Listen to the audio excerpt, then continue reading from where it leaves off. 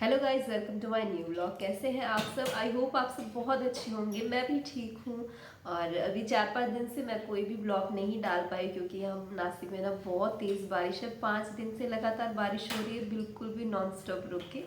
So guys, आज हम सिंधियों का बहुत ही एक प्यारा सा रिचुअल है, सावन के महीने में आता है और इसे हम गोगड़ा बोलते हैं। और आज के दिन जो है ना, हम अलग अलग डिशेस बनाते हैं। जैसे कि आज के दिन बनाएंगे और नेक्स्ट डे हम खाते हैं। तो मैं उसी की एक डिश बना रही हूँ। पहले मैं मट्ठा रेडी कर रही हूँ।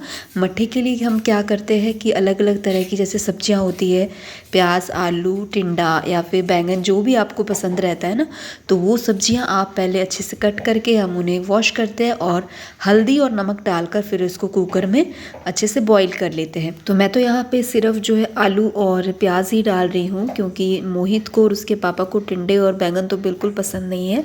तो मैंने उन्हें कट भी कर लिया है और अभी मैं कुकर में इसे डाल करके नमक और हल्दी डाल करके इसे मैं बॉईल करना रख देती हूँ। तो मोहित के जो पापा हैं वो पीने वाला पानी लेने के लिए गए थे क्योंकि यहाँ आर्मी कैंट एरिया में हर कोई आरओ नहीं लगवाता है। यहाँ पर वाटर एटीएम्स होते हैं और वहीं से ही आप 5 रुपीज़ का कॉइन डाल करके वहाँ से हमें पानी मिलता है। सब्जियाँ तो मैंने बॉईल करनी रख दी है, लेकिन अब मैं घोल रही हूँ चीनी, जिससे कि हम छोटी छोटी पूरियाँ या फिर आप बोल सकते हो छोटी छोटी रोटियाँ बनाते हैं, जिसे हम कोकी बोलते हैं। आटे से ही बनती है और इसमें हम लोग ना थोड़ा सा जैसे इलायची हो गई या फिर थोड़ी सौंफ भी डाल देते हैं, जिससे इसका टेस्ट और भी अच्छा आता है। और इसमें गेहूं के आटे को ना पूरा चीनी में ही गूंथना होता है और बिल्कुल टाइट टाइट लगाना होता है, जिससे कि रोटी जो होती है ना थोड़ी कड़क कड़क बनती है और उसमें क्रैकेज भी आना ज़रूरी होता है इस रोटी में। मैं तो अभी कोकी का आटा लगा रही हूँ, लेकिन मोहित के पापा अभी मेरी किचन में थोड़ी सी हेल्प कर रहे हैं क्योंकि हमें शाम के टाइम कल के लिए बनाने हैं डोसा या फिर इडली, जो भी मुझे सही लगेगा मैं बनाऊंगी। तो उसके लिए वो चावल और दाल दोनों को अच्छे से वॉश करके भिगोना रख रहे हैं। ज्यों को सीटी आ गई है और मैंने इसे इंडक्शन से उतार दिया है। और अब जो मैंने आटा रेडी किया है उससे हम छोटी छोटी रोटियां बनाएंगे, जिससे मैंने कहा आपको कोकी बोलते हैं हम लोग। कोकी बनाना इसमें बहुत इंपॉर्टेंट है। बाकी आप चाहे कुछ भी ना बनाए, लेकिन ये चीज़ बनाना मतलब इस फेस्टिवल में या फिर इस रिचुअल में बहुत इंपॉर्टेंट होता है। आज के दिन जितनी भी सिंधी फैमिलीज चाहे वो कहीं भी रह रहे हों,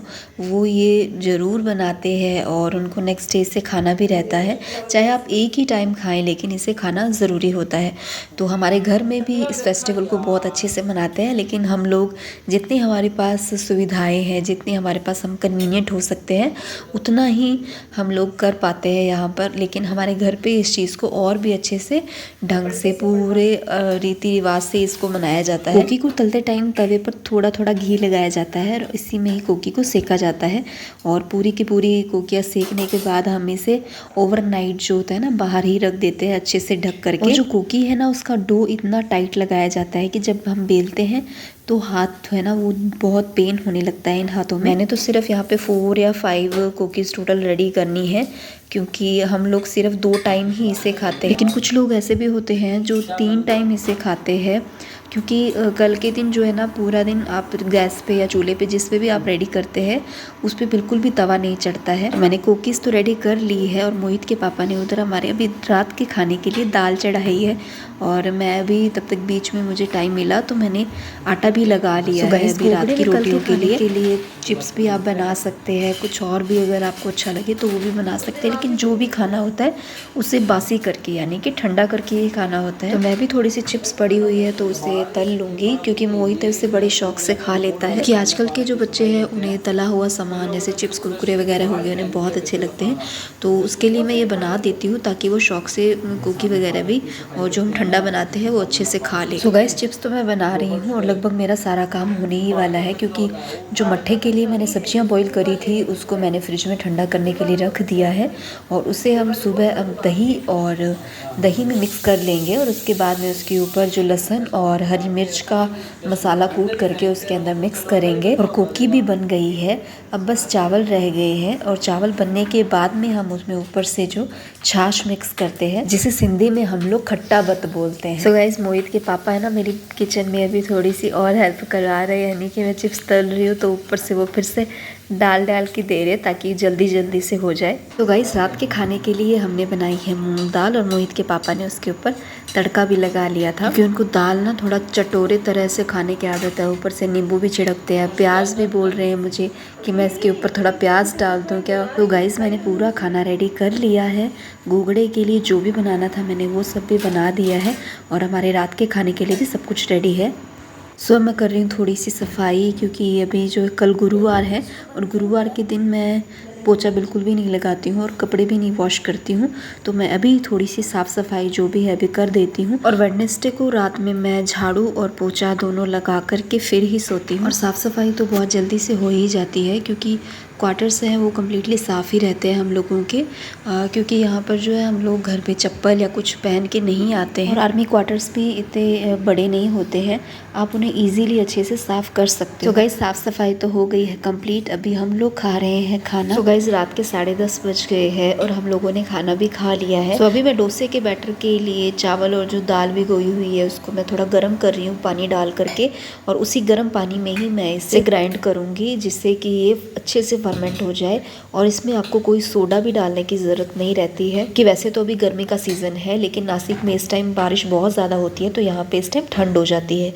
तो अभी इसे मैं ना ग्राइंड करके इसे अच्छे से ढक के रख दूँगी और इसे जो है फर्मेंट होने के लिए पूरे 24 घंटे चाहिए, यानी कि हम इसे शाम में इसे डोसा बनाने वाली हूँ। गर्म पानी डालने से इतना अच्छे से फर्मेंट हो जाता है ना, लेकिन बस हम इसे अच्छे से ढक के रखते हैं। किसी कपड़े में कोई मोटा ऊनी कपड़ा रहता है ना तो उसी में हम इसे ढक के रख देते हैं। हमारे डोसे का जो बैटर है वो रेडी हो गया है। अब इसमें कपड़े भी ढक कर इसे मैं रख देती हूँ। जिस चूल्हे पे हमने आज खाना बनाया है गोगड़े का उसे हम आज पूजा करते हैं और रात में जब वो चूल्हा अच्छे से ठंडा हो जाए तब हम उसे जल से अभिषेक करते हैं और उसके ऊपर चावल के दाने भी डालते हैं, सिंदूर लगाते हैं और उन्हें प्रणाम करते हैं। गैस के नीचे मैंने ना एक थाली लगा दी है ताकि जितना भी जल हो उस थाली में ही आकर गिरे। वह इस जल को हम पूरे घर में छिड़कते हैं और उसके बाद में जो जल बच जाता है उसे हम पेड़ पर डाल देते हैं। पहले ये सब काम जो होता था ना वो जो मिट्टी के चूल्हे रहते थे जिन्हें अंगीठी बोला करते थे उस पे किया जाता था, लेकिन आजकल ये सब नहीं हो पाता है तो हम लोग जो है ना